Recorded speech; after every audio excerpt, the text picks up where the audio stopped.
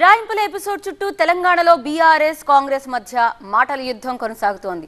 మా ఎమ్మెల్యేలను ఎలా చేర్చుకుంటారంటూ బీఆర్ఎస్ నిలదీస్తుంటే అదే రేంజ్ లో కౌంటర్ ఇస్తోంది అధికార కాంగ్రెస్. న్యాయ వ్యవస్థ మీద సుప్రీంకోర్టు మీద నాకు అచంచలమైన విశ్వాసం ఉందని చెప్పి రాహుల్ గాంధీ గారు ప్రకటించినారు. మరి భారత సర్వోన్నత న్యాయస్థానము చాలా స్పష్టంగా చెప్పింది ఈ డిఫెక్షన్స్ విషయంలో. ఒక పార్టీ నుంచి గెలిచి ఇంకో పార్టీలో చేరితే తక్షణం వాళ్ళ సభ్యత్వం రద్దు కావాల్సిందే, స్పీకర్ నిర్ణయం తీసుకోవాల్సిందే, కాల వ్యవధి కూడా చెప్పింది. మరి ఎందుకు మరి మీ పార్టీ సభ్యుడిగా శాసనసభ్యుడిగా గెలిచిన వ్యక్తే స్పీకర్గా ఉన్నారు కదా, మీరు ఆదేశించకపోవచ్చు కానీ గైడ్ చేయొచ్చు కదా, సూచనలు ఇవ్వచ్చు కదా, సజెస్ట్ చేయొచ్చు కదా. స్పీకర్ నిర్ణయం తీసుకోమని ఎందుకు చెప్పారు? నైతికతకు ఎందుకు కట్టుబడి ఉండరు? చేరేటువంటి వాళ్ళకి మీరు ఎందుకు చెప్పారు మీరు రాజీనామా చేసేరాని మా దాంట్లో? కానీ బీఆర్ఎస్ నాయకులకు కానీ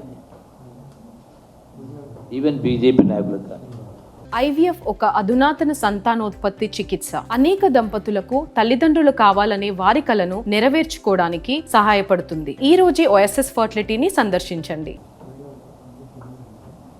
ఈ ప్రభుత్వం గురించి, కాంగ్రెస్ పార్టీ గురించి, విలువల గురించి మాట్లాడేటువంటి నైతిక అర్హత లేదు.